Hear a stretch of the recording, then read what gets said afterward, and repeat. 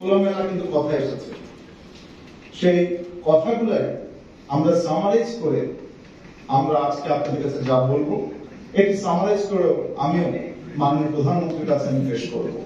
এই জন্যই আজকের এই মিটিংটা।